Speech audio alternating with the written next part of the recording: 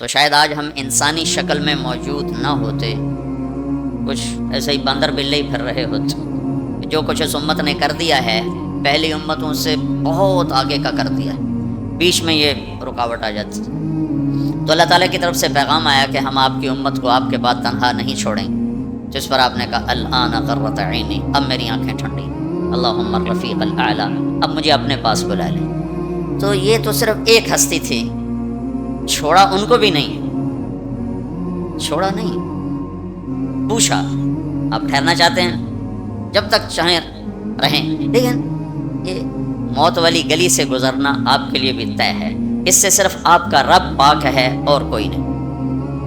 اب ہم جانا بھی نہیں چاہتے لیکن جا رہے ہیں، زندگی آہستہ آہستہ سرک رہی ہے اور قبر کی طرف ہر پل ہمیں دھکیل رہا ہے۔ تو ہم دو مجبوریوں میں ہیں، آنے کی بھی جانے کی بھی۔ اس میں اللہ نے ہمیں تھوڑا سا اختیار دیا ہے، وَهَدَيْنَاهُ النَّجْدَيْنِ، دو راستے ہیں، ایک یہ ہے اما شاکرا، اللہ کی مان کے چل، دوسرا ہے اما کفورا، نافرمان بن کے چل۔ فمن شاء فلیؤمن ومن شاء فلیکفر، جی چاہو تو اللہ کی مان لو، جی چاہو تو شیطان کی مان لو، یہاں کچھ نہیں کہے گا، یہ جزا سزا کی جگہ نہیں، یہ امتحان کی جگہ ہے۔ لہذا بازار میں جھوٹ بول کے بھی کمائی ہو رہی ہے، سچ بول کے بھی کمائی ہو رہی ہے، ڈاکہ ڈال کے بھی پیسہ بنا رہے ہیں، مزدوری کر کے بھی پیسہ بنا رہے ہیں، نمازیں چھوڑ کے بھی دن گزر رہا ہے، نمازیں پڑھ کے بھی دن گزر رہا ہے، سود کھا کے بھی دن گزر رہا ہے، اور چٹنی روٹی کھا کے بھی دن گزر رہا ہے، یہاں کچھ نہیں، یہ تو اللہ خالی دیکھ رہا ہے۔ پھر ایک دن آئے گا، وَلَا تَحْسَبَنَّ اللَّهَ غَافِلًا عَمَّا يَعْمَلُ الظَّالِمُونَ، میں غافل نہیں ظلم کرنے والوں سے، یہ نہیں کہ اللہ کو پتہ نہیں چلا اور حسین کا سر کٹ کے نیزے پہ چڑھ گیا، اللہ کو پتہ نہیں چلا، اور ابن زیاد کو فتح ہو گئی اور شمر کو فتح ہو گئی اور اہل بیت ذبح ہو گئے، اللہ تعالیٰ کسی اور کانفرنس میں مصروف تھے تو وہ پیچھے یہ قصہ ہو گیا، ایسا نہیں۔ وَلَا تَحْسَبَنَّ اللَّهَ غَافِلًا عَمَّا يَعْمَلُ الظَّالِمُونَ، اپنے رب کو غافل نہ سمجھو، انما یؤخرهم لیوم تشخص فیہ الابصار، جس دن آنکھیں پھٹ جائیں گی وہ دن تیرے رب نے فیصلے کا رکھا ہوا ہے اور اس نے آنا ہے، اسے کو روک نہیں سکتا۔ لا تأتیکم الا بغتہ، اچانک آئے گا اور ہم سب کھڑے ہوں گے، یوم نسیر الجبال، پہاڑ ہٹ جائیں گے، وتری الارض بارزہ، زمین چٹیل میدان ہوگی، کوئی اونچ نیچ نہیں ہوگی، لا تری فیہا عوجا ولا امتا، نہ کھڈا نہ پہاڑ، بالکل سیدھا سیدھا میدان، اور اللہ سب کو جمع کرے گا، وحشرناہم، کا سب کو زندہ کروں گا، فلم نغادر منہم احدا، ایک کو بھی پیچھے نہیں چھوڑوں گا، کوئی بھاگ سکتا ہے نہیں، لقد احصاہم، تیرے رب کا گھیرا ہوگا، کوئی آگے پیچھے ہو کر گنتی غلط کر دے تو نہیں، وعدہم عدا، پورا کیلکولیٹ کیا ہوگا، وہ تو اس نے چونٹیوں کو گن کے رکھا ہوا ہے، تمہاری کیا حیثیت۔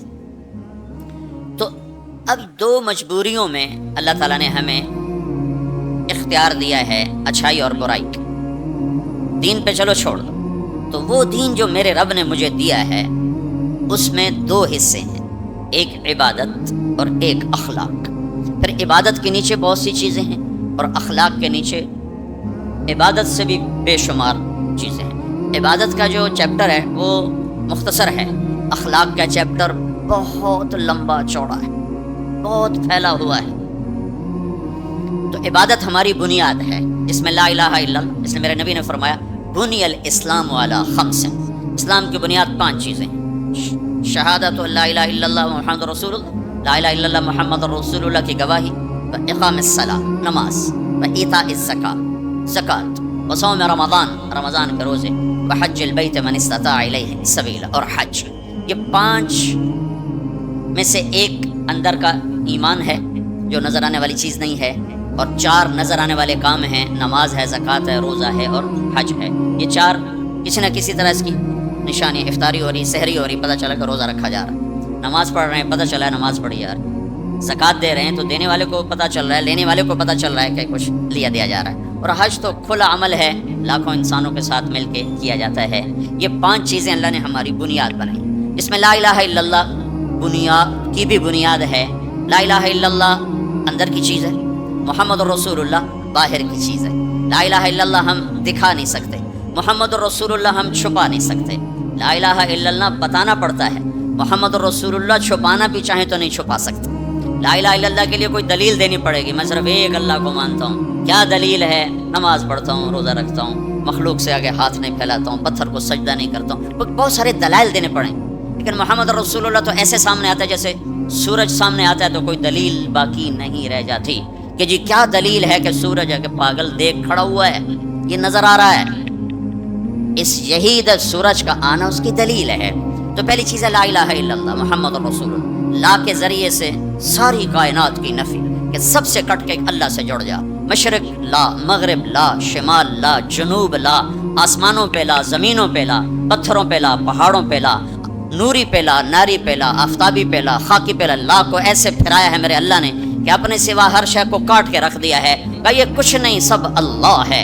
सिफर सिफर सिफर लिखते जाओ, सारी कापी भर दो तो आपने कुछ भी नहीं लिखा।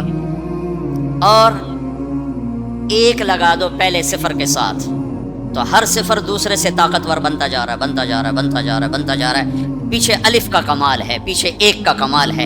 एक को हटाओ तो सब सिफर है।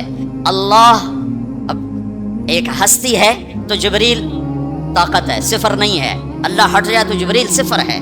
मिकाईल, इज़राइल, इसराफील ताकत हैं। अगर अल्लाह है, अल्लाह पीछे हट जाए तो ये तीनों जीरो हैं। जन्नत खूबसूरत नेमतों का ठिकाना है, उसके पीछे एक है।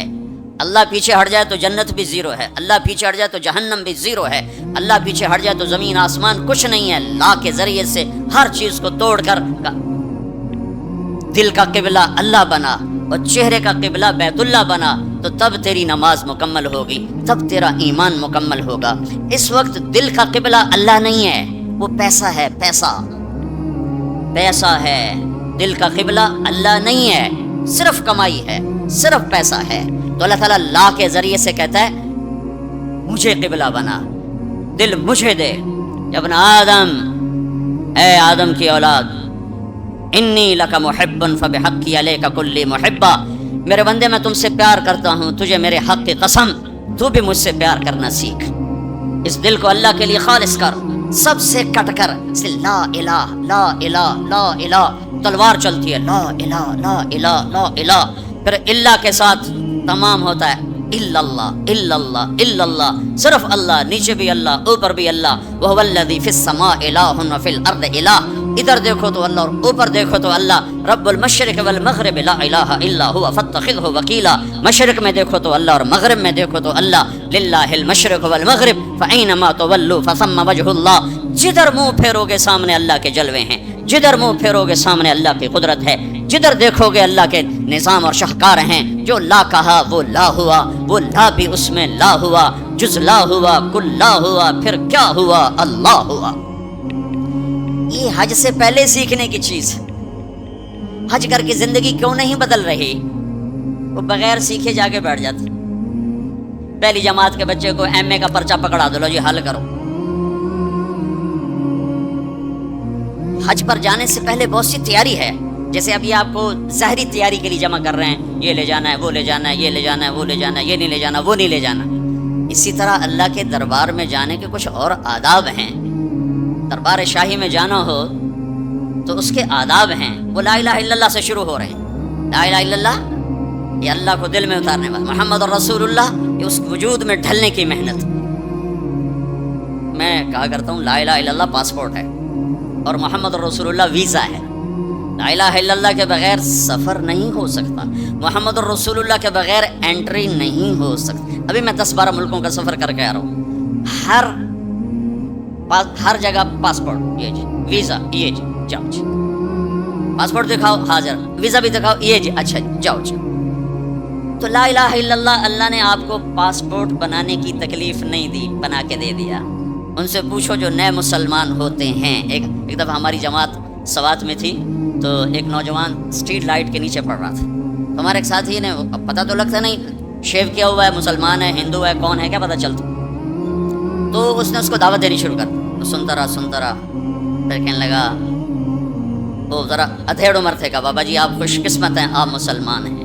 मुझे पता है हिंदू मज़हब कोई मज़हब नहीं, पत्थर की पूजा है, लेकिन अगर मैं कलमा पढ़ता हूँ तो मुझे 70 रिश्ते तोड़ने पड़ते हैं और आगे कोई एक मुसलमान नहीं जो मुझे कबूल करे। مجھے قبول کرنے والا کوئی نہیں، اور جن 70 رشتوں کو توڑوں گا اس کا آگے مسلمانوں کے پاس متبادل کوئی نہیں۔ مجھے پتہ ہے ہمارا کوئی مذہب نہیں ہے، لیکن میں بندھا ہوا ہوں۔ تو ہم اللہ کا شکر ادا کریں، پاسپورٹ اس نے بنا کے دے دیا۔ اب کہتے ہیں ویزا تو لگوا لو، یہ اتنا تو کرو کہ ویزا تو لگواؤ، کم از کم میرے نبی کے سانچے میں تو ڈھل کے آؤ۔ اشبحت اعدائی فصرت احبهم اذ كان حبی منک حبی منهم۔ ابو نواس ایک شاعر ہے، وہ اپنے محبوب سے کہہ رہا ہے کہ تو دشمن کے روپ میں آئی تو مجھے دشمنوں سے بھی پیار ہو گیا، تو نے میرے دشمن کا روپ دھارا تو مجھے دشمنوں سے بھی عشق ہو گیا کہ تیری جھلک جہاں بھی ہوگی مجھے وہ پیاری لگے گی۔ تو یہ پہلا سبق ہے، لا الہ الا اللہ محمد رسول اللہ۔ لا الہ الا اللہ اتنا اندر میں اترے کہ وہ بیج کی طرح اور گٹھلی کی طرح اپنی کومپل کو باہر نکالے، پھر وہ محمد رسول اللہ درخت بن کر پورے وجود پر چھائے اور پوری زندگی پر چھائے۔ تو یہ پہلی محنت۔ پھر اس کے بعد نماز ہے جو 5 وقت اللہ تعالیٰ نے فرض فرمائی، 50 دینی 5 تھیں، شروع 50 سے کیا۔ جب 5 ہی دینی ہے تو 5 سے شروع فرماتے، میرے حبیب 5 نمازیں 50، پتہ ہے نہ پڑھی جا سکتی ہیں نہ دینی ہیں، صرف اس کی عظمت اور اہمیت بٹھانے کے لیے کہ وما خلقت الجن والانس الا لیعبدون۔ اس آیت کو ذہن میں بٹھانے کے لیے کہ نماز تو دوں گا 5، لیکن مطالبہ ہوگا 24 گھنٹے میں وہ زندگی گزارو جو نماز والی ہے۔ جیسے نماز میں تم ادھر ادھر نہیں دیکھتے ہو، تو تم جب باہر جاؤ تو تمہاری آنکھ حرام نہ دیکھے، اور نماز میں تم ہاتھ ایسے باندھ کے کھڑے ہو تو نماز کے باہر تمہارے ہاتھ ظلم کے فیصلے نہ لکھیں، ظلم کے فیصلے نہ لکھیں۔ جب ترازو غلط چلتا ہے تو یہ ظلم کا ہاتھ استعمال ہوا ہے۔ جب تمہاری زبان صرف چند مخصوص بول سکتی ہے، ادھر ادھر کا بولے گی تو نماز ٹوٹ جائے گی۔ ایسے جب تو نماز کے باہر ہو تو ایسا بول نہ بولو جس سے لوگوں کے دل ٹوٹ جائیں، ایسا بول جس سے نماز ٹوٹے، اس سے آدمی بڑی احتیاط کرتا ہے، لیکن ایسا بول جس سے اگلوں کے دل ٹوٹتے نہیں، جل کے راکھ ہو جاتے ہیں، وہ صبح سے شام تک زبان زبان زبان۔ نماز، اور نماز اللہ نے 5 وقت مانگی، پھر اپنے حبیب پر تہجد فرض کی، قم اللیل الا قلیلا۔ میرے نبی باقیوں کے لیے نفل، آپ کے لیے فرض۔ رات کو میری آپ کی بات ہونی چاہیے، کیوں کہ ان لک فی النہار سبحا طویلا، آپ دن میں بہت مصروف رہتے ہیں دعوت تبلیغ کے کام میں، لہذا رات کا کچھ حصہ مجھے دیں جس میں میری اور آپ کی بات ہو۔ جس نے بھی اللہ کو پایا ہے رات کے آنسوؤں سے ہی پایا ہے، جس نے بھی اللہ کو ڈھونڈا ہے رات کے اندھیروں میں ڈھونڈا۔ عجب بات ہے، دنیا ڈھونڈنی ہو تو روشنی چاہیے، اللہ کو ڈھونڈنا ہو تو رات کا اندھیرا چاہیے۔ آپ 10% لوگ نماز پڑھتے ہیں، 90% نہیں پڑھتے۔ حج پہ جا کے بھی نہیں پڑھتے، عادت ہی نہیں پڑھی ہوئی تو حج کے جا پہ بھی نہیں پڑھتے۔ نماز۔ تیسری چیز ہے زکوٰۃ، جو اللہ نے مالدار پر فرض کی۔ اچھا ایک جب ہمارے نبی 50 نمازیں لے کر واپس چل پڑے، کوئی بات ہی نہیں کی، اچھا یا اللہ ٹھیک، تو میں نے پڑھا تو کہیں نہیں، لیکن مجھے لگتا ہے کہ اللہ تعالیٰ نے موسیٰ علیہ السلام کو آگے کھڑا کیا ہوگا کہ میرا نبی تو 50 لے کے چل پڑا، اسے واپس بھیجو، اس کی امت نے تب 5 کو نہیں پڑھنی ہے، 50 کے تو پڑھن، اس کو میرے پاس واپس بھیجو۔ تو آگے موسیٰ علیہ السلام کھڑے ہوئے چھٹے آسمان پر، یا رسول اللہ سے ملاقات کیسی رہی؟ کہ بہت اچھی رہی۔ کیا ہوا؟ کہ 50 نمازیں ملی۔ کہ یا رسول اللہ میں آپ کی محنت کرتا ہوں، ایک کوئی نہیں پڑھیں گے، واپس جا کر تھوڑی کروائیں۔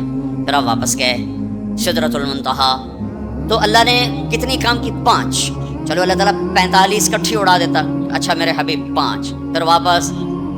پھر ہمارے نبی نے نہیں کہا یا اللہ، بہت زیادہ ہے، تسلیم و رضا، تسلیم و رضا۔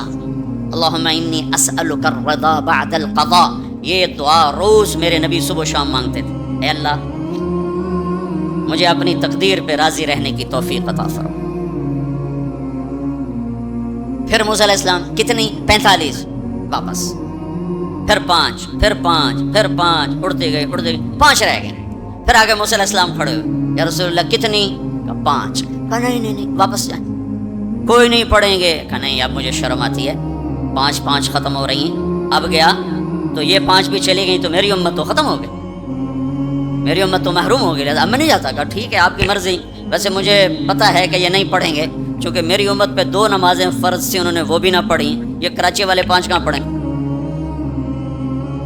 تو موسیٰ علیہ السلام چونکہ تجربہ کر چکے تھے، لیکن ہمارے نبی نے فرمایا نہیں اب مجھے شرم آتی ہے، میں نہیں واپس جاؤں، جس نے پڑھنا ہوگا پڑھے گا، نہیں پڑھنا ہوگا نہیں پڑھے، ہر کوئی اپنے اپنے کیے کا اجر اللہ سے لے لے گا۔ صرف عظمت اور اہمیت بٹھانے کی، جب آپ اس 5 پر موسیٰ علیہ السلام کو انکار کر کے چل پڑے تو پیچھے سے اللہ کی آواز آئی، میرے حبیب پڑھنے کو 5 لیکن میرا بول وہی، لکھوں گا 50، ہر نماز 10 لکھی جائے گی، ہر نماز 10 لکھی جائے گی۔ پھر اللہ نے زکوٰۃ کو فرض کی، مالداروں پہ زکوٰۃ، خذ من اموالہم صدقۃ تطہرہم بہا وتزکیہم وصلی علیہم۔ زکوٰۃ اتنا بڑا عمل ہے کہ اللہ تعالیٰ ہمیں کہتا ہے کہ میرے نبی پہ درود پڑھو، فرشتوں سے کہتا ہے میرے نبی پہ درود پڑھو، اور خود بھی کہتا ہے کہ میں اپنے نبی پر درود بھیجتا ہوں۔ اللہ کی طرف اب درود کی نسبت وہ رحمت ہے، اور فرشتوں کی طرف ہماری طرف درود کی نسبت دعا ہے جو ہم کرتے ہیں، صلی علی محمد وعلی آل محمد۔ تو اللہ تعالیٰ نے ہمیں، آپ کو، پوری دنیا کے اہل ایمان کو، فرشتوں کو حکم دیا کہ میرے نبی پر درود پڑھو، اور خود بھی پڑھتا ہے، ان اللہ وملائکتہ یصلون علی النبی۔ جو لوگ اللہ کے نام پہ خرچ کریں گے تو اللہ تعالیٰ کہہ رہا ہے وصلی علیہم، اے میرے حبیب ساری امت پر نہیں، جو تیری امت میں میرے نام پہ خرچ کریں گے ان پہ تو درود پڑھ۔ اگرچہ یہاں صلی دعا کے معنی میں ہے کہ تو ان کے لیے دعا کر، آپ ان کے لیے دعا فرمائیں۔ تو مال خرچ کرنے والوں کے لیے اللہ اپنے حبیب سے فرما رہے ہیں کہ ان کے لیے آپ دعا کریں، صلی علیہم ان صلاتک سکن لہم۔ آپ کی جو دعا ہوگی اور آپ کی جو صلات ہوگی، جو آپ کا درود ہوگا، دنیا اور آخرت کے سارے مسائل ان کے حل کر کے لے جائے گا، ان کی دنیا بھی سکھی کر دے گا، ان کی آخرت بھی سکھی کر دے گا۔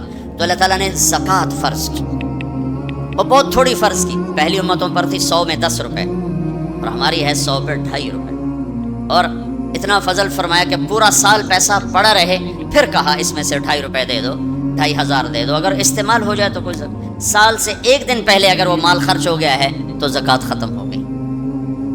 اور 82 دفعہ قرآن میں مال خرچ کرنے کا حکم آیا، 82 دفعہ، اور اللہ تعالیٰ نے ترغیب دی ہے کہ مالدار فقیروں پہ خرچ کرے۔ پھر اللہ تعالیٰ نے فقیروں کو ترغیب دیا کہ تم بھی جتنی وسعت ہو خرچ کیا کرو۔ میرے نبی نے ترغیب دی، سبق درہم 100,000 درہم، 1 روپیہ اللہ کے نام پہ خرچ کرنا 1 لاکھ روپیہ خرچ کرنے سے بڑھ گیا۔ تو صحابہ نے عرض کی وہ کیسے بڑھ گیا؟ تو آپ نے کہا ایک آدمی کے پاس 2 روپے، ایک آدمی کے پاس کروڑوں روپے، جس کے پاس 2 روپے تھے اس نے 1 روپیہ اللہ کے نام پہ دے دیا، اور جس کے پاس کروڑوں تھے اس نے 1 لاکھ دیا۔ جس نے 2 میں سے 1 دیا اس نے اپنے مال کا آدھا حصہ دیا، جس نے 1 لاکھ دیا اس نے اپنے مال کا کوئی 1000واں حصہ دیا۔ جب تولا جائے گا تو 1 روپے کا وزن 1 لاکھ سے بڑھ جائے گا۔ اور اس کا ایک واقعہ بھی، حضرت عمر ہمیشہ حضرت ابو بکر سے کوشش کرتے تھے آگے نکل جاؤں، آگے نکل جاؤں، آگے نکل جاؤں، ساری زندگی موقع نہ بن سکا۔ تبوک کا موقع آیا تو اللہ کے نبی نے کہا مال خرچ کرو۔ عثمان رضی اللہ تعالیٰ عنہ 10,000 لشکر کا سارا سامان تیار کیا، ان کی سواریاں، ان کا راشن کے لیے تھیلوں کو بند کرنے کے لیے دھاگے تک اپنے گھر سے دیے، اور 300 دینار اوپر دیے۔ تو اللہ کے نبی کی جھولی میں وہ 300 دینار پڑے تھے یوں، اور آپ ان دیناروں کو اٹھا کے یوں فرما رہے تھے ما علی عثمان اللہ یعمل بعد، عثمان آج کے بعد کچھ بھی نہ کرے تو جنت واجب ہوگی۔ تو عمر کہنے لگے آج میں ابو بکر کو کاٹ سکتا ہوں، آج میں اس سے آگے نکل سکتا ہوں کہ وہ آج کل غریب ہے، میں مالدار ہوں، تو وہ تھوڑا لائے گا میں زیادہ لاؤں گا تو میں بڑھ جاؤں گا۔ لہٰذا انہوں نے اپنے مال کا آدھا حصہ، آدھا گھر میں رکھا اور آدھا لے کر آئے۔ ابو بکر نے جھاڑو پھیر دیا، جو کچھ تھا وہ سارا سمیٹ کے لے آئے۔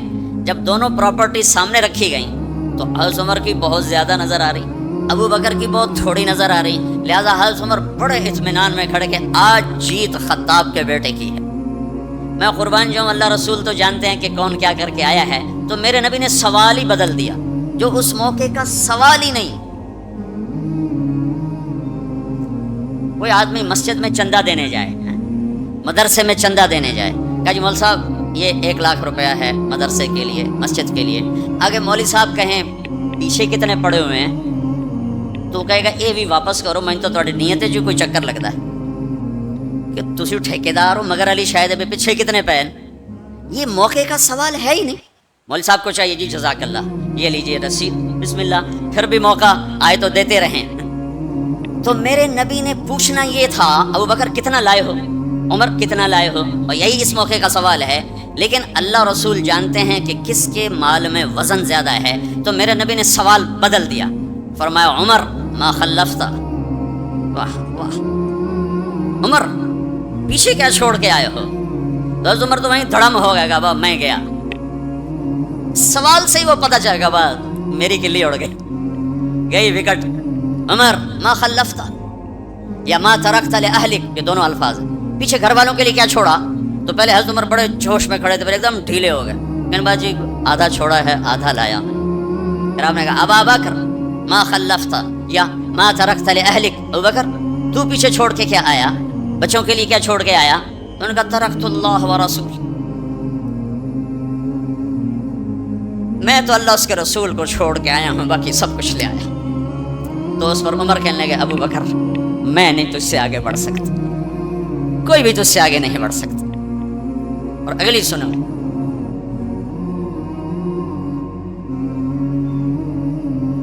اپنے کپڑے بھی دے دیے اور ایک ٹاٹ تھا وہ پہن کر اس کو کانٹوں سے سی لیا۔ تو جبریل آئے، کہنے لگے یا رسول اللہ، اللہ تعالیٰ پوچھ رہے ہیں کہ ابو بکر نے یہ ٹاٹ کیوں پہنا ہوا ہے؟ تو آپ نے کہا کہ ابو بکر نے سارا کچھ اللہ اس کے رسول پہ لگا دیا ہے اس لیے یہ پہنا ہوا ہے۔ تو کہا یا رسول اللہ، اللہ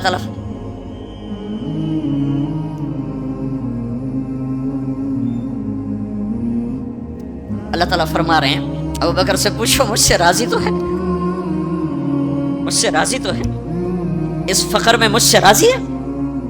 میں تو اتنا سفر کر کے آیا ہوں، حالانکہ ابھی 4 دن پہلے میں 12 ملکوں کا 10 ملکوں کا سفر کر کے آؤں، ساری ہڈیوں میں درد ہے، میں اس لیے آیا ہوں کہ چلو کوئی بخشش کا بہانہ مل جائے، کوئی بخشش کا بہانہ مل جائے، اللہ راضی ہو جائے۔ آپ سارے اس لیے حج پہ جا رہے ہو کہ اللہ راضی ہو جائے، جو سارے جہان سے کہتے ہیں مجھے راضی کر، وہ کہہ رہا ہے ابو بکر سے پوچھو مجھ سے راضی تو ہے۔ تو آپ نے کہا ابو بکر تیرا رب تجھے سلام بھی کہہ رہا ہے اور پوچھ رہا ہے کہ راضی ہو؟ تو ابو بکر کی چیخیں نکلی، میں اپنے رب سے راضی، میں اپنے رب سے راضی، میں اپنے رب سے راضی۔ میرے بھائیو بہنوں، زندگی ایسے گزار کے مرو کہ اللہ کو ملو تو اللہ خوش ہو کے مل رہا، ایسے نہ مرو کہ اللہ کی بارگاہ میں پیش کیے جا رہے ہوں مجرم بن کر، قیدی بن کر۔ تو اللہ اس کے رسول نے مال لگانے پر زور دیا، اللہ چاہتا تو سب کو مال دے دیتا، کسی کو فقیر کسی کو مالدار، مالدار کا شکر کا امتحان لیا، فقیر کے صبر کا امتحان لیا۔ کہ اللہ فقیر کا صبر دیکھے گا، مالدار کا شکر دیکھے گا۔ اور جب مالدار لوگ زکوٰۃ نہیں دیتے تو پھر عزتیں نیلام ہوتی ہیں، جب سب کچھ اپنے اوپر لگانے کا ذوق بن جاتا ہے، اور اپنے ہی بڑے بڑے زیور، کپڑے، گھر، گاڑیاں۔ یہ بھی لاہور کا واقعہ ہے، بیگم صاحب ڈرائیور کے ساتھ گئی ہیں اور واپسی پہ کہہ رہی ہیں اسلم ڈرائیور آج میری بڑی اچھی قسمت، وہ ساڑی میں نے لی تو میں سمجھ رہی تھی 1 لاکھ کی ہے، وہ تو مجھے 75,000 میں مل گئی، بڑی سستی مل گئی۔ خوش ہو کے ڈرائیور کو بتا رہی۔ تیسرے دن ڈرائیور کے بیٹے کا بازو ٹوٹ گیا، وہ آ کر کہتا ہے صاحب جی میری تنخواہ میں تو اس کا علاج ہو نہیں سکتا، تو مہربانی کر کے کچھ میری مدد کر دیں، اس کا علاج ہو جائے۔ تو صاحب کہتے ہیں اسلم تمہیں پتہ تو آج کل کاروبار بڑا مندہ ہے، تو میرے پاس تو گنجائش نہیں، میرا ایک ڈاکٹر دوست ہے، میں اسے فون کر دیتا ہوں، وہ تمہاری مدد کر دے گا۔ جب اس طرح ہوتا ہے تو پھر ڈاکے، چوریاں، قتل و غارت شروع ہوتے ہیں۔ جب اس طرح ہوتا ہے تو مالداروں میں تکبر پیدا ہوتا ہے اور غریبوں میں ظلم پیدا ہوتا ہے۔ تو زکوٰۃ ایک بہت بڑا عمل ہے،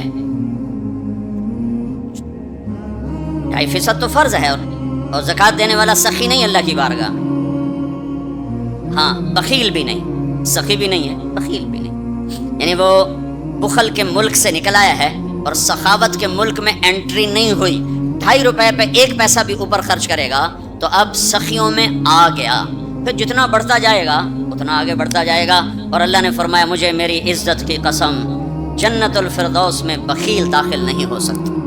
اور اللہ شیطان کہتا ہے کہ مجھے عبادت والے، عبادت گزار بخیل سے کبھی ڈر نہیں لگا کہ اس کا بخل اسے ضرور جہنم میں پھینکے گا، نافرمان سخی سے ہر وقت ڈرتا رہتا ہوں کہ اس کی سخاوت کب اسے جنت میں پہنچا دے۔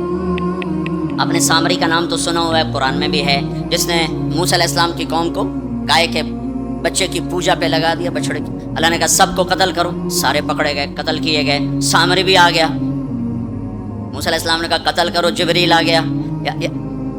موسیٰ، اللہ تعالیٰ کہہ رہے ہیں اسے قتل نہ کرو، یہ اپنی موت آپ مرے گا. تو موسیٰ علیہ السلام کہنے لگے جو سارے کفر کا سبب بنا، اسی کو چھوڑ رہے ہیں؟ تو اللہ تعالیٰ نے کہا سخی ہے، سخی کو قتل کرنا مجھے اچھا نہیں لگتا، چھوڑ دو، اپنی موت آپ مر جائے گا. کافر کو سخاوت قتل سے بچا گئی. جب ایمان والا کوئی مرد عورت سخی ہوگا تو اللہ کی بارگاہ میں کیسے اونچے مرتبے لے کر جائے.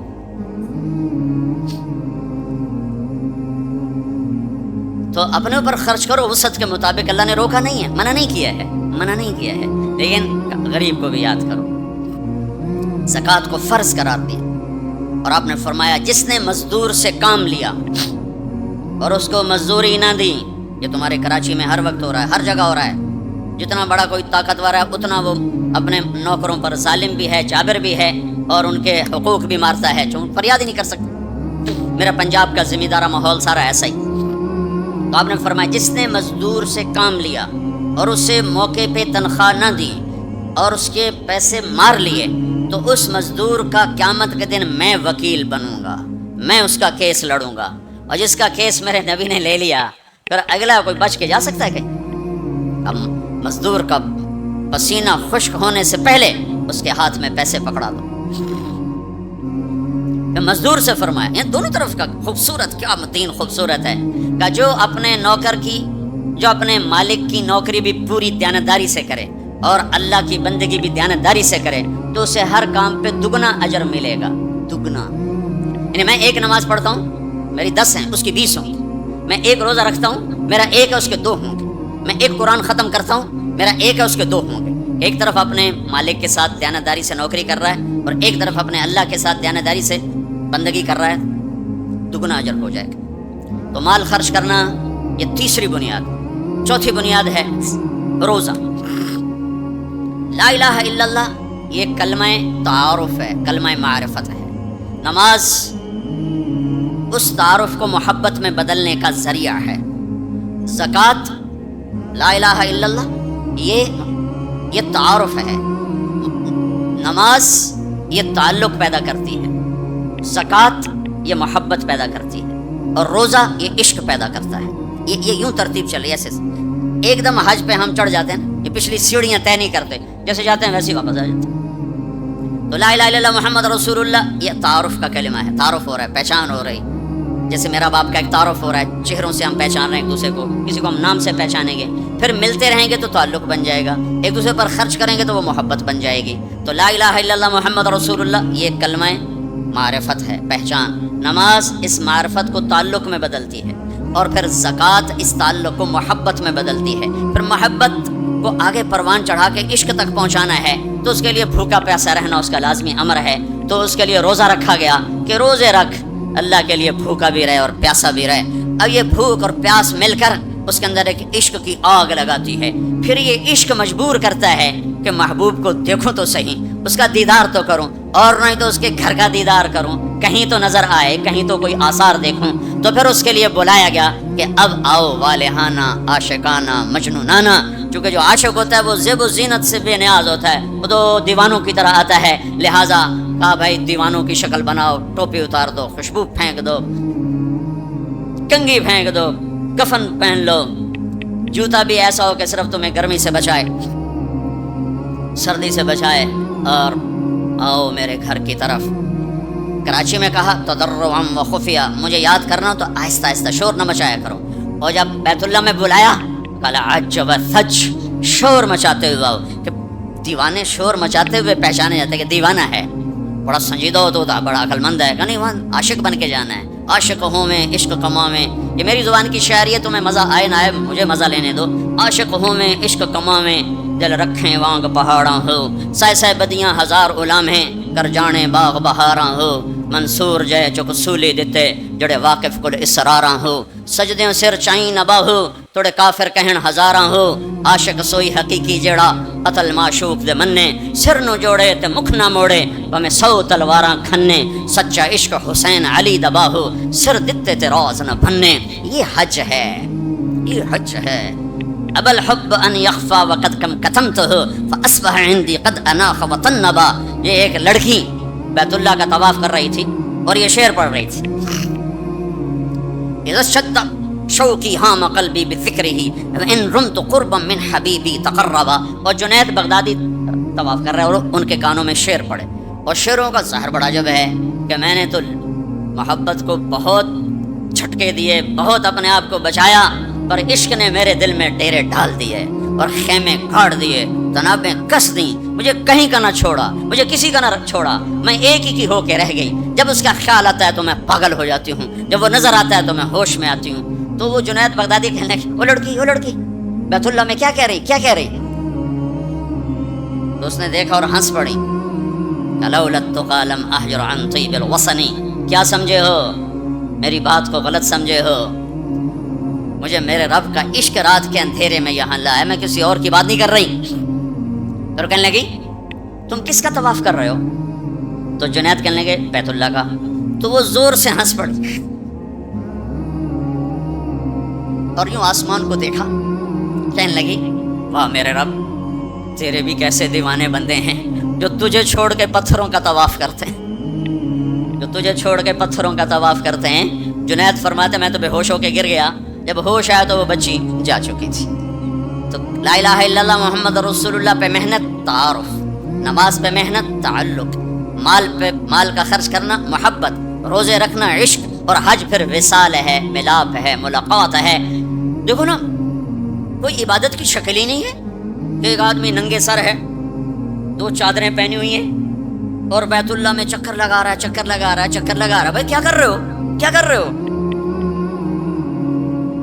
اونچے کوٹھے تے چڑھ دیکھا، ابھا دیکھا لما دیکھا، ٹٹھی دل کو دماغ ٹیکا، سجڑ مل سم کے مر پوساں. یہ طواف ہے کہ میں تو کبھی دائیں دیکھتی ہوں، کبھی بائیں دیکھتی ہوں، کبھی آگے کبھی پیچھے، کہیں میرا محبوب نظر آئے نہ نظر آئے تو میں مر جاؤں گی، جان کی بازی ہار بیٹھوں گی. میں محبوب کی تلاش تیرے کوچے اس بہانے، مجھے دن سے رات کرنا، کبھی اس سے بات کرنا، کبھی اس سے بات کرنا. حج عشق ہے، وہ ہمیں حاصل نہیں ہوتا ہے، لہذا تھوڑی سی تکلیف آتی. عثمان جی پیسے اتنے لائے نہیں تھے، کی تاجے 9.5، کیونکہ وہ تو کھانے پینے کا پروگرام ہے، کھابا پروگرام ہے، کیا بوفے مجھے یاد نہیں آ رہا تھا، بوفے ٹھنڈا ملا ہے. اس کے تو تصور میں ہی نہیں ہے کہ میں کسے ڈھونڈنے آیا ہوں. ایسا تو نہیں حسین بچوں سمیت نیزوں پہ چڑھ گئے تھے. ایک بول کے ساری نسل بچا سکتے. کون سی نسل؟ اہل البیت. کون سی نسل؟ آل الرسول. کون سی نسل؟ کائنات کی پاکیزہ ترین نسل. ایک بول پہ وہ اپنی بچا سکتے اور جنت کا بھی کوئی نقصان نہ تھا. نہیں، اللہ پہ سودا نہیں ہو سکتا. کاٹ دو. تمہارا تاجر جھوٹ بولنے کو تیار نہیں، جھوٹ چھوڑنے کو تیار نہیں، سود چھوڑنے کو تیار نہیں. کتنے بڑے تاجروں نے میرے ساتھ متھا مارا کہ سود کے بغیر تجارت چلا کے دکھاؤ. سود کے بغیر تجارت کیسے چلے گی؟ کہ اللہ مطلب ہی اللہ کو مقصود نہیں بنایا. اللہ کو ڈھونڈنا پانا اور اللہ کی طلب زندگی کا مقصد نہیں بنایا. یہی دھوکے کے گھر اور مچھر کے پر اور مکڑی کے جالے کی دوڑ ہے. اسی کو عزت سمجھا، اسی کو بڑائی سمجھا، اسی کو بلندی سمجھا، اسی کو معراج سمجھا. آج آنکھ بند ہوگی تو پتہ چلے گا کہ میں تو کسی بہت بڑے دھوکے کا شکار ہو کے آیا ہوں. اس لیے قیامت کا دن کو یوم التغابن بھی کہتے ہیں. تغابن کے نام پر سورت اتری ہے کہ اس دن لوگوں کو پتہ چلے گا ہائے دھوکے میں رہ گئے. ذالک یوم التغابن، یہ ہے جس دن دھوکا کھلے گا کہ ہم تو دھوکے میں رہ گئے. تو بھائیو بہنوں، حج کا اصل موضوع سمجھو. اللہ کو پانا اور اللہ کے لیے جینا اور اللہ کے لیے مرنا اور اللہ پہ مٹ جانا، یہ حج کا مغز ہے، یہ حج کی روح ہے. باقی اس کے اعمال ہیں، کچھ سفر کی ضرورتیں ہیں، کچھ وہاں رہنے کی ضرورتیں ہیں، کچھ حج کے جو شرعی اعمال ہیں کچھ ان کی ضرورتیں ہیں.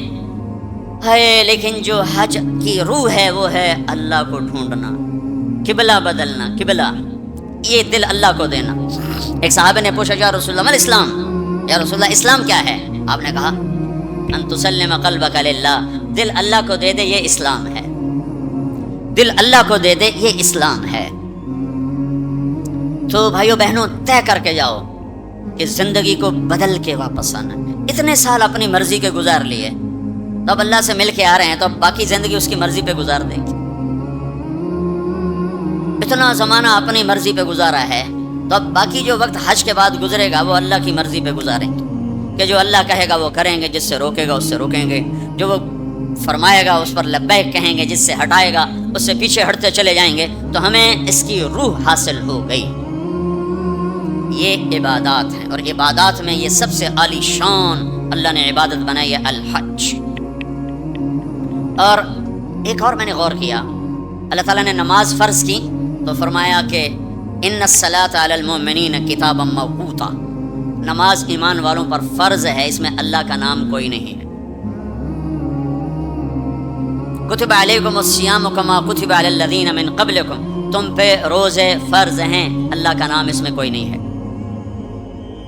من شہد منکم الشہر فلیصم، رمضان کا چاند دیکھو تو روزہ رکھو، اس میں اللہ کا نام کوئی نہیں ہے. لیکن جب اللہ نے حج کو فرض کیا تو اب میں وہ آیات دوبارہ پڑھ، ان الصلاۃ کانت علی المؤمنین کتابا موقوتا، نماز فرض. کتب علیکم الصیام کما کتب علی الذین من قبلکم، روزہ فرض. اقیموا الصلاۃ وآتوا الزکاۃ وانفقوا، زکوٰۃ فرض. اور جب اللہ تعالیٰ حج فرض فرمانے لگے تو اس کو یوں پیش کرتے، کتب علیکم الحج، تم پہ حج فرض ہو گیا. یہ نہیں، وَلِلَّهِ عَلَى النَّاسِ حِجُّ الْبَيْتِ مَنِ اسْتَطَاعَ إِلَيْهِ سَبِيلًا وَمَنْ كَفَرَ فَإِنَّ اللَّهَ غَنِيٌّ عَنِ الْعَالَمِينَ. جس طرح اللہ نے حج کو پیش کیا ہے، کسی عمل کو ایسے پیش نہیں کیا. اس طرح اللہ پاک نے حج کو فرض بنا کے پیش کیا ہے، کسی فرض کو ایسے پیش نہیں کیا کہ نام ہی اپنا ہے، وَلِلَّهِ وَلِلَّهِ وَلِلَّهِ. اور یہ جو لام ہے، پہلے لام پھر اللہ تو بن گیا للہ. تو لام کے یہاں دو مطلب ہیں. للہ، بھائی حج کیوں کر رہے ہو؟ اللہ کے لیے کر رہا ہوں، اور کوئی حاجی تو نہیں کروانا، اللہ کے لیے کر رہا ہوں. وَلِلَّهِ، بھائی کدھر جا رہے ہو؟ احرام باندھا ہوا ہے، پتہ ہے حج پہ جا رہے ہیں، وہ بھی کہے گا حج پہ جا رہا ہوں، یہ کہے گا عمرے پہ جا رہا ہوں. لیکن اللہ نے تاثر کیا دیا ہے لام کے ذریعے سے، وَلِلَّهِ. کہاں جا رہے ہو؟ کہا جی میں اللہ کی ملاقات پہ جا رہا ہوں، اللہ نے بلایا ہے تو میں ملاقات کے لیے جا رہا ہوں. وَلِلَّهِ، اتنی خوبصورت ابتدا ہے. اور پھر آگے حج فرض کرنا ہے ایمان والوں پر، اور ایمان والوں میں مالداروں پر، اور مالداروں میں صحت مند پر. 3 شرطیں ہیں، ایمان بھی شرط ہے، مال بھی شرط ہے، صحت بھی شرط ہے. مال والا ہے، صحت کوئی نہیں، حج ساقط. ایمان والا ہے، مال کوئی نہیں، حج معاف. تو یہ 3، ایمان بھی ہو، مال بھی ہو، صحت بھی ہو. لیکن اللہ نے پیش کیسے کیا ہے؟ وَلِلَّهِ عَلَى النَّاسِ. علی الناس میں کافر، مسلم، مشرک، مومن، سب، مالدار، غریب، فقیر، امیر، سب، بیمار، صحت مند، سارے، معذور، دوسرے، سارے. علی الناس، علی الناس. ہے کوئی میرے بندوں میں جو اپنے رب سے ملاقات چاہتا ہو؟ ہے کوئی جو اللہ کی ملاقات چاہتا ہو؟ انداز یہ ہے. اور آگے چونکہ صرف مالداروں کو اور صحت مند کو لینا ہے تو کہا حج البیت من استطاع الیہ السبیلا. اس کو آخر میں لائے، پہلے نہیں لائے، آخر میں لائے کہ ہاں بھائی تمہارے رب کی تمنا تو یہ ہے کہ سارے ہی آ جاؤ میری ملاقات کی. ایک واحد بادشاہ ہے جو فقیروں کا ہجوم دیکھ کے خوش ہوتا ہے، جو سوالیوں کا ہجوم دیکھ کے خوش ہوتا ہے. باقی جتنے ہیں وہ سوالیوں کو دیکھ کے ڈانٹتے بھی ہیں، بھاگتے بھی ہیں، دروازے بھی بند کرتے. ایک اللہ ہے، عجب صفت ہے، مانگو تو خوش ہوتا ہے، نہ مانگو تو ناراض ہو جاتا ہے. مانگتے کیوں نہیں؟ سب سے آخری جنتی کو اللہ تعالیٰ بڑے مزے سے نکالے گا جنت. اسے ایک اعلیٰ درجہ دینا ہے جو اس کا سٹیٹس ہے، سب سے آخری جنت. تو اس کو اللہ تعالیٰ جہنم پر لائے گا، پیچھے کمر جلے گی، آگے جسم محفوظ. تو اس کے دل میں اللہ سوال پیدا کرے گا، یا اللہ کہ مجھے جہنم سے تھوڑا باہر نکال دے، تیری بڑی مہربانی. تو اللہ کہے گا اور کچھ پھر مانگو گے؟ کہ نہیں، بالکل نہیں مانگتا ہوں. تو اللہ اس کو جہنم سے باہر نکال دے. تو آگے تھوڑی سی جنت دکھا دے گا. اب آدمی کی حرص و حوث تو ختم ہو نہیں سکتی. تھوڑی دیر بعد کہے گا یا اللہ وہ چھوٹی سی جنت مجھے دے دے، تیری بڑی مہربانی. تو اللہ کہے گا پھر اور تو نہیں مانگے گا؟ کہ نہیں، بالکل تیری عزت کی قسم نہیں مانگتا ہوں. تو اللہ وہاں پہنچا دے گا. تھوڑی دیر کے بعد ایک اور اس کو درجہ دکھا دے گا. جب ادھر دیکھے گا، پہلے آدمی پیدل کہتے اللہ سائیکل ہی دے دے، جب سائیکل آ جاتا ہے پھر کہتے ہیں اللہ موٹر سائیکل دے دے، جب موٹر سائیکل آ جاتا ہے پھر کہتا ہے یا اللہ گڈی دے دے چاہے سزوکی کیوں نہ ہوئے. جب سزوکی آ جاتی ہے یا اللہ ٹویوٹا ہی دے دے. تو آدمی کا ہرس آگے آگے جاتا ہے. تو تھوڑی دیر تک تو دیکھتا رہے گا پھر چپ پھر کہے گا جی اللہ یہ مجھے درجہ دے دے تیری بڑی مہربانی. تو اللہ فرمائیں گے پھر آگے تو نہیں مانگو گے؟ نہیں تیری عزت کی قسم آگے نہیں مانگتا. تو اللہ وہاں پہنچا دے گا. پھر اس کا اصلی مقام اس کو ظاہر کرے گا جہاں اس نے جانا ہے. وہ آخری جنتی میرے نبی نے فرمایا میں آنکھوں سے دیکھ رہا ہوں جہنم سے نکل رہا ہے اور جنت میں جا رہا ہے. اس کا نام ہوگا جوہینہ. میرے نبی نے بتایا اس کا قبیلہ ہوگا جوہینہ. عرب قبیلہ ہے عرب. اور جب وہ اس کو وہ آخری جنتی اس کو اس دنیا سے 10 گنا بڑی جنت اللہ عطا فرمائے گا, اس زمین سے 10 گنا بڑی. تو اللہ یوں دکھائے گا. تو اب وہ اس کو دیکھے گا تو اب جو نظر آ رہا ہے وہ حقیر ہو جائے گا. تو پھر اس کو سوچ آئے گی جب ہوں منگے آتا کہ دیں ریورس گیئر نہ لگ جائے, دوبارہ پیچھے دوزخ کی واپسی نہ ہو جائے. تو لہٰذا چپ. اندر میں ابال اٹھ رہے ہیں کہ مانگوں, اور ڈر لگ رہا ہے کہ اتنی دفعہ قسمیں کھائیں توڑ دیں قسمیں کھائیں توڑ دیں. تو کہیں اللہ تعالیٰ کہ چل بہنوں واپس کر دو. تو لہٰذا چپ کر کے بیٹھو. اللہ تو اندر کا بھیج جانتا ہے. تھوڑی دیر کے بعد اللہ کہے گا مانگتے کیوں نہیں, مانگتے کیوں نہیں؟ کہے گا یا اللہ سألتک حتی استحییت وحلفت فیک حتی استحییت. یا اللہ میں نے اتنا مانگا کہ اب مانگتے شرم آتی ہے, اور اتنی دفعہ قسمیں توڑی ہیں کہ اب قسم توڑتے ہوئے شرم آتی ہے. تو اللہ تعالیٰ فرمائیں گے واہ واہ تو نے مجھے لگتا ہے سمجھائی نہیں. اچھا اگر میں تمہیں دنیا سے 10 گنا بڑی جنت دے دوں تو راضی ہے؟ تو کہے گا یا اللہ رب ہو کے مذاق تو نہ کر میرے ساتھ. تو اللہ تعالیٰ فرمائے کہ مذاق نہیں کر رہا ہوں, چل تیرے لیے دروازے کھل گئے ہیں. تو اللہ واحد شہنشاہ ہے. مانگو تو خوش ہوتے, نہ مانگو تو ناراض ہوتے, اور جتنا مانگو اتنا خوش ہوتے. بعض لوگ اشکال کرتے ہیں کہ یہ اتنے نیک آدمی ہیں, یہ دعائیں مانگ مانگ کے تھک گئے, ان کی قبول ہی نہیں ہو رہی. اور یہ فلاں آدمی ایسا ہے کہ وہ ایک کام سیدھا نہیں دعا کرتا ہے قبول ہو جاتی. تو میرے نبی نے فرمایا کہ ایک اللہ کے تعلق والا بندہ یا بندی اپنی ضرورت میں اٹکا ہوا ہے اور اللہ سے مانگ رہا ہے اور رو رہا ہے, اوپر سے دروازہ نہیں کھل رہا ہے, کہتا پتہ نہیں کیا ناراضگی ہو گئی ہے. حتیٰ کہ فرشتے سفارش کرتے ہیں کہ یا اللہ یہ اتنے دیر سے بیچاری رو رہی ہے, یہ اتنے دیر سے رو رہا ہے, یا اللہ اس کا کام کر دے. تو اللہ تعالیٰ فرماتے ہیں احب ان اسمع حنینہ, مجھے اس کا رونا بڑا پیارا لگ رہا ہے, میں چاہتا ہوں کچھ اور رو لے. دے دیا تو لڑکے رونا, لہٰذا میں چاہتا ہوں تھوڑا یہ رو لے. اس لیے لیٹ ہو رہا ہے, اس لیے لیٹ نہیں ہو رہا کہ میں ناراض ہوں. تو اللہ تعالیٰ کے مختلف اپنے بندوں کے ساتھ معاملات ہیں. تو حج میرے بھائیو بہن وللہ علی الناس حج البیت من استطاع الیہ سبیلا. آؤ بھائی آؤ, اپنے رب کی ملاقات کے لیے آؤ, سارے آؤ, ایمان لے کر آؤ. کافر کلمہ پڑھ لو اور کلمے والے تیاری کر لو. پھر آگے نرمی کر دی, اچھا بھائی جو آ سکتا ہے وہ تو ضرور آئے. اس پیشکش میں اتنی محبت تھی کہ سننے والے کو یہ شک پڑ سکتا تھا کہ لگتا ہے اللہ کو ہمارے حج کی ضرورت پڑ گئی ہے, تو پھر ومن کفر نہیں آؤ گے نا. یہاں کفر سے مراد کافر ہونا نہیں, ومن کفر جو حج پہ نہیں آتا فإن اللہ لغنی عن العالمین. تو مجھے صرف تمہاری نہیں, مجھے تو کل کائنات کی پرواہ کوئی نہیں, تم نہیں آؤ گے تو کیا ہو جائے گا. تو آخر میں اپنی ذات کو صاف کیا ہے اور شروع میں اپنی محبت کا اظہار کیا ہے. تو بھائی بہنوں یہ نیت کر کے جاؤ کہ واپس والی زندگی وہ نہیں ہوگی جو پہلے تھی, وہ نہیں ہوگی جو پہلے تھی. تو اللہ کی ملاقات اس طرح ہو کہ ماضی اور حال اور ہو جائیں اور مستقبل اور ہو جائے, تو گویا ہم اللہ کی بارگاہ میں اپنی مہر لگوا کے آ گئے. یہ اسلام کا عبادت کا پہلو ہے. یہ عبادت کا پہلو اس وقت مکمل ہوگا جب اس کے ساتھ اخلاق کا پہلو جڑے گا, وہ ہے لوگوں کے حقوق ادا کرنا. سب سے انشاءاللہ میں اللہ کے نبی کا خطبہ پڑھ کے سناؤں گا عرفات میں. 3 دن آپ نے تقریر فرمائی, تینوں دن ایک ہی جگہ سے بیان شروع کیا. لوگوں تمہاری عزتیں, تمہارے جان, تمہارے مال ایک دوسرے کے لیے حرام ہو گئے. کسی کی عزت پہ, کسی کے مال پہ, کسی کی جان پہ ہاتھ نہ ڈالنا. اور آخری جملہ ہے لا ترجع عبادی کفارا یضرب بعضکم رقاب بعض. دیکھو میرے بعد کافر نہ ہو جانا کہ ایک دوسرے کے گلے کاٹتے پھر رہے ہو. ایک دوسرے کے گلے کاٹتے پھرنا گویا میرے نبی کی نظر میں کافر ہو جانا ہے. یہ آخری جملہ تھا. اور پھر ایک اور آخر لا تسودوا وجہی یوم القیامہ. دیکھو مجھے قیامت کا دن تمہاری وجہ سے شرمندہ نہ ہونا پڑے, مجھے شرمندہ ہونے سے بچانا. یہ آپ کے خطبات کے آخری الفاظ ہیں. تو ایک تو اس کی تفصیل حج کیسے کرنا, وہ کتابیں موجود ہیں, سارے کچھ چھوٹے چھوٹے پمفلٹ موجود ہیں, آپ آسانی سے اس کو فالو کر سکتے ہیں. اور اگر اس میں کوئی اونچ نیچ ہو جاتی ہے تو مینا بکروں سے بھرا پڑا ہے، 1 بکرا دے دو، 2 دے دو، 4 دے دو، 5 دے دو، جتنے مرضی دے دو ہو جائے گا۔ تو جب تم اتنے پیسے خرچ کر کے جا رہے ہو تو میرے نبی سے پوچھا گیا یا رسول اللہ سب سے بہترین حج کیا ہے؟ الحج والسج، سب سے بہترین حج ہے لبیک کہنا زور زور سے اور قربانی کرنا اپنی وسعت کے حساب سے، خون بہانا ہے، قربانی کرنا۔ ہمارے نبی اگر اپنی طرف سے قربانی کرتے تو 1 بکرا ذبح کر دیتے، 1 دمبا ذبح کر دیتے، 1 مینڈا چھترا۔ ساری زندگی ہمارے نبی عید قربان پر 2 قربانیاں کرتے تھے، 2 چھترے، 1 اپنی طرف سے کرتے تھے اور 1 امت کی طرف سے کرتے تھے ساری زندگی تو۔ لیکن جب آپ نے حج کیا تو آپ نے کتنی قربانیاں فرمائیں؟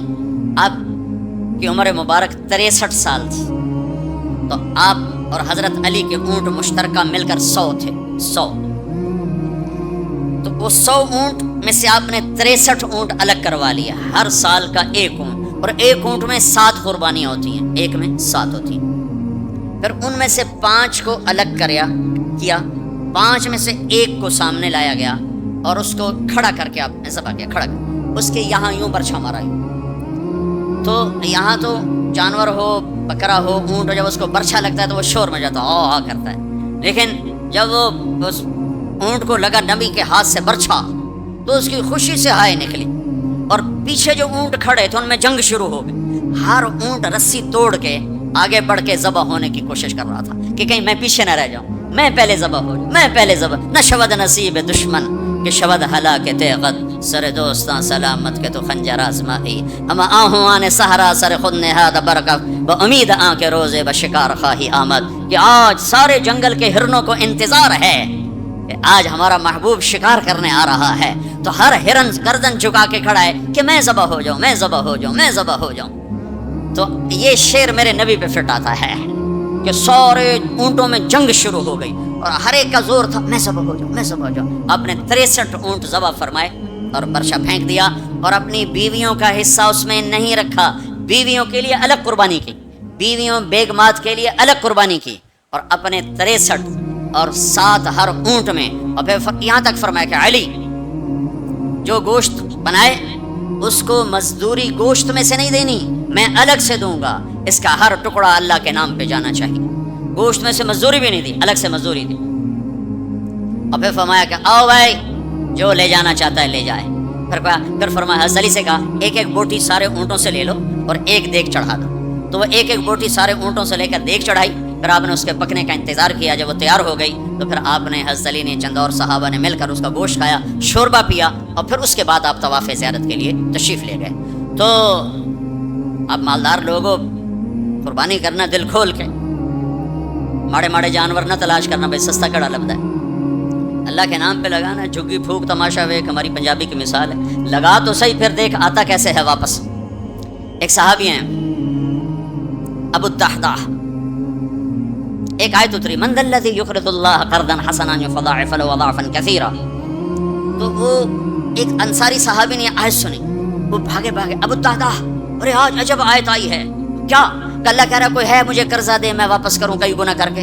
تو ابو الدحداح آئے دوڑے یا رسول اللہ کیا اللہ نے یہ کہا ہے کہ مجھے قرضہ دو میں واپس کروں؟ کہا یا رسول اللہ اللہ کو کیا ضرورت قرضہ مانگنے کی، کہ اللہ چاہتا ہے اس کے بدلے اللہ تمہیں جنت دے۔ کہا اچھا اگر میں اللہ کے نام پہ دوں تو آپ وعدہ کرتے ہیں میری جنت کا؟ ہاں وعدہ۔ کہ میری بیوی کی جنت کا؟ کہاں وعدہ۔ کہ میرے بچوں کی جنت کا؟ کہا ابو دہدا تو زیادہ ہی مانگتا جا رہا ہے، پر تیرے بچوں کا بھی؟ کہا یا رسول اللہ ہاتھ بڑھائیں، میرے 2 باغ ہیں دونوں اللہ کے نام پہ صدقہ۔ ہم کہا نہیں 1 دے دو 1 رکھ لو، 1 بچوں کے لیے رکھو 1 اللہ کے نام پہ دو۔ کہا اچھا پھر میرا وہ باغ جس میں 600 کھجوریں ہیں وہ میں نے اللہ کو دے دیا۔ ہم کہا ٹھیک ہے جا تو تیرے بچے تیری بیوی جاؤ جنت۔ انہوں نے وہاں سے دوڑ لگائی اور باغ میں نہیں گئے، باہر کھڑے ہو گئے کہ کہیں اندر جا کے نیت نہ بدل جائے، جیسے یعنی لوگ سودے سے پھرتے ہیں، دوڑم سارے لٹو بنے ہوئے ہیں، 4 پیسے اوپر گیا سودے سے پھر گئے، 4 پیسے نیچے گیا سودے سے پھر گئے، جیسے ایمان اور زبان کا بول کوئی چیز ہی نہیں۔ پیسہ ہی خدا بناؤں گا، پیسے کے پیچھے ایمان بھی بک رہا ہے، عزت بھی بک رہی ہے، غیرت بھی بک رہی ہے۔ میرے نبی نے فرمایا میرا امتی ہر گناہ کر سکتا ہے، ایک جھوٹ نہیں بول سکتا، ایک دھوکہ نہیں دے سکتا۔ سارا کراچی جھوٹ اور دھوکے کا، کراچی نہیں میرا ملتان لے لو، لاہور، سندھ، بلوچستان، لے لو، سرحد لے لو، جھوٹ جھوٹ جھوٹ، دھوکا دھوکا دھوکا. میرا امتی ہر گناہ کر سکتا ہے، جھوٹ نہیں بول سکتا، دھوکا نہیں دے سکتا. ساری تجارت، سارا سب کچھ اس پہ آ چکا. تو آپ باہر کھڑے ہو گئے، کہنے گئے امت دہدا بیوی کو بلا، کہا کیا ہوا؟ کہا باہر آؤ باہر آؤ باہر آؤ. کیوں؟ کہا باغ اللہ کو دے دیا. اچھا، اس کے بدلے میں تیری میری بچوں کی جنت پکی ہو گئی. ان کا ربح البیع ربح البیع، مبارک ہو مبارک ہو، بڑا اچھا سودا کیا، بڑا اچھا سودا کیا، بڑا اچھا سودا کیا. تو بھائیو، گن گن کے رکھنے کے شوق نہ کرو، لگانے کا شوق رکھو. اپنے اوپر بھی لگاؤ، اللہ روکتا نہیں. کماؤ حلال، حرام نہ ہو، جھوٹ نہ ہو، سود نہ ہو، خیانت نہ ہو، جوا نہ ہو، سٹا نہ ہو، ذخیرہ اندوزی نہ ہو. تم سارے تاجر، کراچی کے نہیں پورے پاکستان کے تاجر عبد الرحمن بن عوف کی جیب میں آ جاؤ. جیب میں عبد الرحمن بن عوف رضی اللہ عنہ، جو 10 بڑے صحابہ میں ایک. آپ نے کہا ابو بکر جنتی، عمر جنتی، عثمان جنتی، علی جنتی، زبیر جنتی، طلحہ جنتی، سعد بن ابی وقاص جنتی، عبد الرحمن بن عوف جنتی، عبد الرحمن بن عوف، ابو عبیدہ بن جراح جنتی، سعید بن زید جنتی. یہ 10 ٹاپ 10 صحابہ ہیں، ان میں ایک عبد الرحمن ہے. جب ان کا انتقال ہوا تو 3 ارب 10 کروڑ 20 لاکھ دینار، کاغذ دے نوٹ نہیں. تو کہ میں بے وقوف بنا چھڈا سارے نے. کاغذ چاہ کر ٹورے ودن، کوئی سیٹ صاحب، کوئی میاں صاحب، کوئی شیخ صاحب، وہ نیرا کاغذ ہی کاغذ. ہوں کاغذ بھی واپس لے کے پلاسٹک دے چھڑیا ہے. کارڈ ہے جی کارڈ. مطلب ہم کیسے بدھو بنے، کیسے بدھو بنے. ارے دولت سونے اور چاندی کا نام ہے.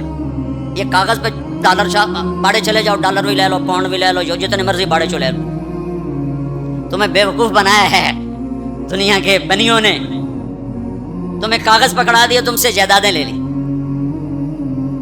اور پھر کاغذ بھی واپس لے کر تمہیں کارڈ پکڑا دیے.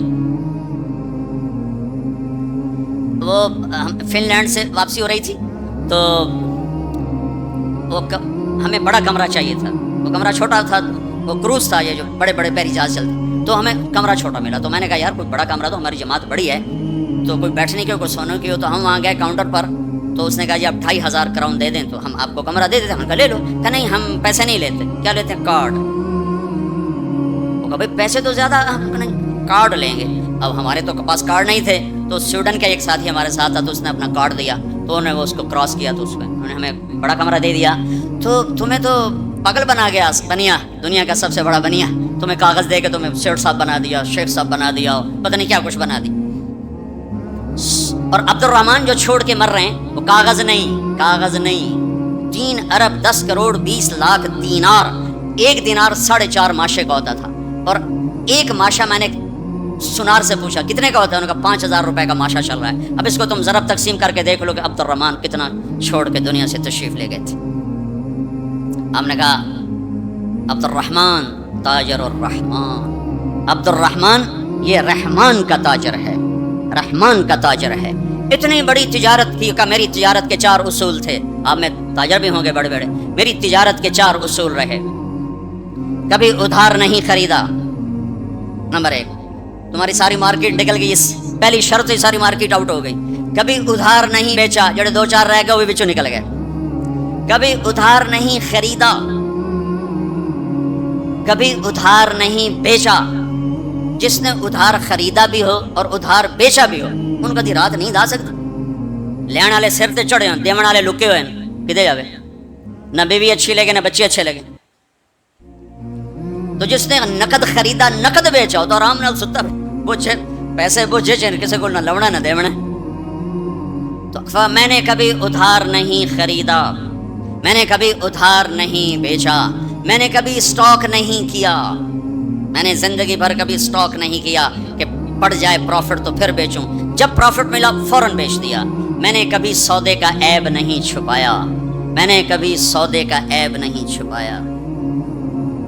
میرا ایک عزیز کہنے لگا جی مجھے یہ کپڑا مارکیٹ فیصل آباد میں کسی تاجر سے میری بات کرا دے، میں ذرا کپڑے کا کام سیکھ لوں. میں نے ایک سے کہہ دیا، اس نے کہا جی بھیج دو. ہفتے بعد وہ بچہ واپس آیا. اس بچے کے 4 مہینے تبلیغ میں لگے ہوئے تھے. میں نے کہا واپس کیوں آ گئے ہیں؟ اگر جو تھا پہلا کام میں سکھائیں دیں کہ عیب لکاونا کی میں، اب پہلے یہ سکھاتے ہیں کہ عیب چھپانا کیسے. میں کہا چنگا کیتا ہی واپس آ. تو عبد الرحمن جیسے تاجر بنو. ادھار نہیں، ادھار لینا منع نہیں ہے، ادھار دینا منع نہیں ہے. ہاں چین سکون کے لیے، تاکہ تانوں گولیاں نہ کھاونیاں پڑ، نیندراں چڑیاں کتھے رہ گئی ہیں۔ ایک اربوں پتی آدمی کی بیگم کا فون ہے، مولانا میں دنیا کی بدقسمت ترین عورت ہوں۔ میں نے کہا کیا ہوا؟ ساری رات نیند نہیں آتی، ساری رات نیند نہیں آتی۔ اپنی تجارت میں کسی کا حق نہ مارو، کسی سے جھوٹ نہ بولو، وعدہ کر کے زبان سے نہ پھرو، وعدہ کر کے زبان سے نہ پھرو، اپنے سودے میں کو ہیرا پھیری نہ کرو، اس میں کچھ مسئلہ تو بتاؤ۔ یہ ایک تاجر میرا یہ بیان سن رہا تھا، یہ گاڑیوں کا، پشاور کا تھا، بیان کہیں اور ہو رہا تھا۔ ہماری جماعت گئی پشاور، تو اس کا سب سے بڑا شو روم ہے پشاور، تو مجھے لے گیا، تو ایک گاڑی کھڑی تھی ٹویوٹا، کہنے لگا مولانا یہ گاڑی آپ کی وجہ سے 1 سال ہوا ہے نہیں بکی، میری وجہ سے، میں تو آج پہلی بار آیا کہ آپ کا بیان سنا تھا کہ سودے کا ایپ بتاؤ، تو یہ گاڑی اتارتے ہوئے نئی گاڑیاں بیچتا ہے، پرانی نئی گاڑی کا، بعض گاڑیاں جب اتار رہے ہوتے ہیں تو کہیں نہ کہیں سے لگ جاتی ہیں، پھر ہم اس کو پینٹ پونٹ کر کے کہتے ہیں بالکل فریش ہے، تو یہ گاڑی لگ گئی تھی، تو اب جو آتا ہے میں اس کو بتاتا ہوں یہاں سے لگی تھی، ہم نے پینٹ کر کے چھوڑو سن ہور دے 1 سال ہو گیا، میں کہا چل میں خریدار ہوں مجھے دے، کہ نہیں تیرے سے میں نہیں ڈالتا، تو ہماری جماعت وہیں تھی، 1 ہفتہ نہیں گزرا تھا کہ اس کا فون آیا کہ وہ میری گاڑی بک گئی۔ اتنا ہی اللہ دیکھتا ہے، تھوڑا سا دیکھتا ہے بھائی کچا ہے کہ پکا ہے، تو صرف حج کر کے گناہ نہ بخشواؤ، سچی تجارت کر کے گناہ بخشواؤ۔ میرے نبی کا فرمان ہے جو صبح سے شام تک بچوں کو حلال کمانے کے لیے تھکتا ہے اور تھک کے شام کو گھر جاتا ہے، اس کے اس دن کے سارے گناہ معاف ہو جاتے ہیں۔ تو بھائیو بہنوں، دین کا دوسرا حصہ ہے اللہ کے بندوں کے ساتھ حسن سلوک، ماں باپ کے ساتھ، بیوی کا خامند کے ساتھ، خامند کا بیوی کے ساتھ۔ اس زبان نے وہ آگ لگائی ہے کہ پوری دنیا میں جو آگ زبان نے لگائی ہے اتنی پیٹرول اور گیس سے بھی آگ نہیں لگتی۔ تو میں آپ سب سے اخلاق کے معاملے میں ایک بات، اس زبان کی حفاظت کرو، اس سے جھوٹ نکال دو، غیبت نکال دو، گالی نکال دو، دل آزاری نکال دو، دل چکنی نکال دو، جو کر جائیں سہ جاؤ، چپ کر جاؤ، پی جاؤ۔ میرے رب کی قسم، بڑے بڑے ولی ابدال تمہاری گرد کو نہیں پکڑ سکے تھے۔ جس نے زبان کی حفاظت کی اسے کوئی پکڑ نہیں سکتا، وہ اتنی تیز رفتاری سے نکلے گا۔ تو یہ پوری زندگی میں نے بیان کی ہے مختصر وقت میں، صرف حج نہیں میرے سامنے موضوع، یہ ساری چیزیں ہماری زندگی کے ضروری فیکٹر ہیں، اور آخری جو میں اخلاق بتا رہا ہوں، حقوق العباد بتا رہا ہوں، یہ بڑا خوفناک چیپٹر ہے۔ اللہ سے معاملہ کچھ گنجائش ہے چونکہ اللہ سخی ہے، لیکن لوگوں سے معاملہ پڑا تو کم بڑا اکھا ہو جائے گا، اس لیے اللہ تعالیٰ فرمائے گا یہ معاف کرے تو میں کر دیتا ہوں، یہ نہ کرے تو میں نہیں کرتا، تو پھر کیا کریں؟ آپ نے فرمایا میری امت کا سب سے غریب آدمی کون ہے؟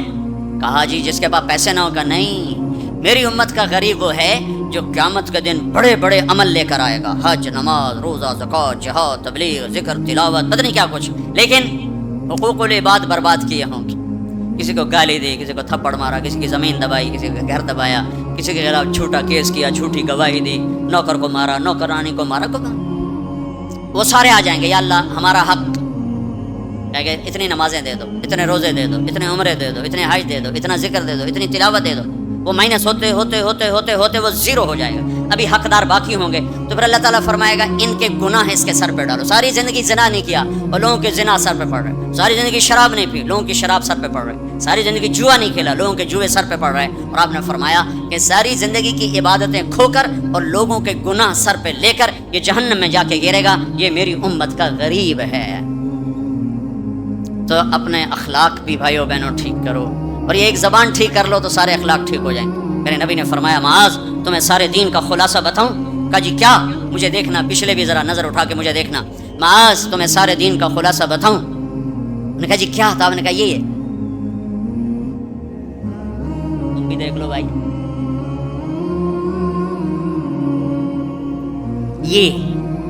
یہ قابو میں ہے، سارا دین میرے ہاتھ میں ہے، یہ قابو میں نہیں ہے تو ہر شے ہاتھ سے جا رہی ہے، جا رہی ہے، جا رہی ہے، جا رہی ہے۔ لہذا سہنا سیکھو، سہنا سیکھو۔ گھر ٹوٹ رہے ہیں، طلاقوں کی ریشو بڑھ رہی ہے کہ سہنا نہیں سکھایا ماں باپ نے، سہ جانا۔ ہیرا کوئلہ ہی تو ہوتا ہے، وہ ہیرا کیسے بن جاتا ہے؟ وہ سہتے سہتے سہتے سہتے جب حد کر دیتا ہے تو اللہ اسے ہیرا بنا کے ماتھے کا زیور بنا دیتا۔ تو سہنا سیکھو، برداشت کرنا سیکھو، اپنے بچوں کو سکھاؤ، خاص طور پر بیٹیوں کو سکھاؤ کہ ہمارا سسرال 100% ظالم معاشرہ ہے۔ میں بڑے درد سے یہ بات کہہ رہا ہوں کہ چاہے وہ دیندار لوگ ہیں چاہے دنیا دار لوگ ہیں، سسرال کا ظلم ایک عجب داستان۔ لوگ پتہ خوری کو، ہاں پتہ خوری ظلم ہے اور ڈاکہ ظلم ہے، قتل ظلم ہے، یہ جو ظاہری ظلم نظر آتے ہیں۔ ایک ظلم وہ ہے جو میں سنتا ہوں جب کوئی آدمی دین میں شہرت کر لیتا تو پھر لوگوں اپنے مسائل، حضرت یہ ہو گیا کوئی بتا دیں، حضرت یہ ہو گیا کوئی بتا دیں.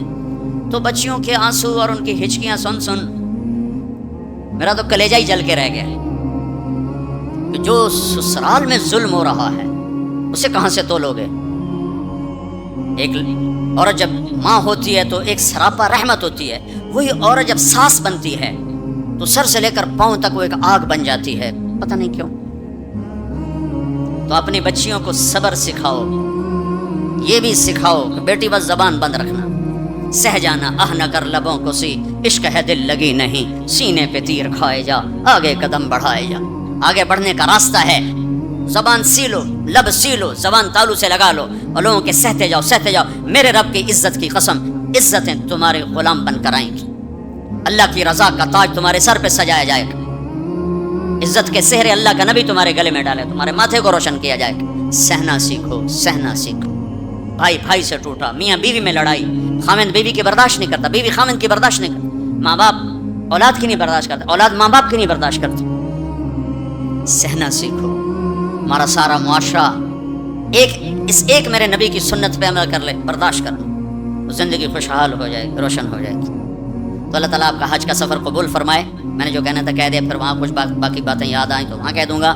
اور جب آپ حج سے واپس آ جائیں کچھ وقت تبلیغ میں ضرور لگائیں کہ یہ ایمان کو سیکھنے کی فرقہ واریت سے پاک ایک محنت ہمیں اللہ نے دی ہے، اور صدیوں کے بعد ایسا کام ملا ہے کہ جس سے لوگوں کو دین مل رہا ہے. اسپین میں جہاں میرا بیان تھا وہ ایک ہال تھا بہت بڑا، جس میں سارے دنیا سے علماء آتے ہیں یا کوئی سیاسی لوگ آتے ہیں، تو وہ وہاں ان کی تقریریں ہوتی ہیں. لہٰذا وہاں ایک سسٹم ہے کہ جو بھی اسپیکر بیان کرے گا آٹومیٹک اس کا بیان اسپینش میں ٹرانسلیٹ ہو کر پولیس کے پاس چلا جائے گا.